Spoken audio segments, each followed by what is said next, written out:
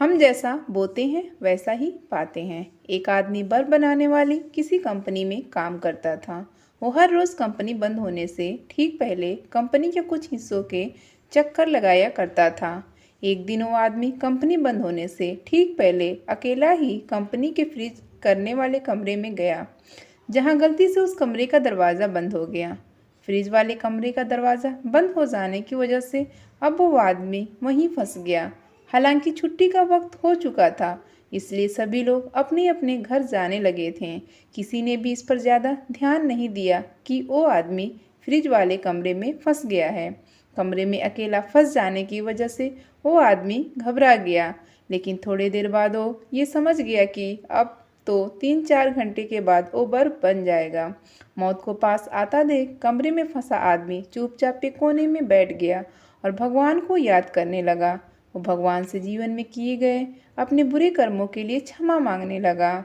उसने भगवान से कहा कि हे प्रभु, जैसे तुमने प्रहलाद को अग्नि से बचाया और अहल्या को पत्थर से नारी बनाया, वैसे ही अगर मैंने अपने जीवन में कोई भी अच्छा काम किया हो तो मुझे बचा लीजिए, क्योंकि मेरे परिवार में मेरे अलावे कोई भी कमाने वाला व्यक्ति नहीं है।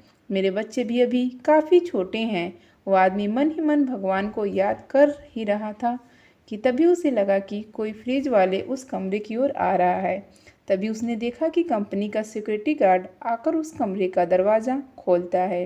हालांकि तब तक उस आदमी की हालत थोड़ी ख़राब हो चुकी होती है। वो ठंड से ठिठुर रहा होता है।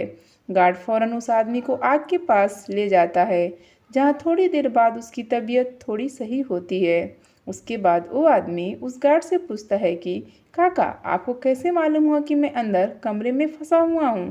गार्ड बोलता है, साहब, मैं यहाँ कई सालों से काम कर रहा हूँ। हर रोज़ कई मज़दूर और अफसर गेट से हर रोज़ गुजरते हैं, लेकिन सभी लोग यहाँ से ऐसे गुजरते हैं जैसे यहाँ कोई हो ही ना हो। लेकिन आप उन लोगों में से हैं जो हर रोज़ आते जाते मेरा हालचाल पूछते हो। रोज़ जाते वक्त मुझे राम राम काका कहते हो। आज सुबह आते वक्त आपने मुझसे हालचाल तो पूछा था, लेकिन शाम में आप मुझे नहीं दिखे, तो मुझे महसूस हुआ कि ज़रूर आप किसी मुसीबत में हो। फिर उस आदमी ने सोचा कि केवल हंसकर आते जाते हालचाल पूछने और राम राम कहने की वजह से आज मेरी जान बच गई।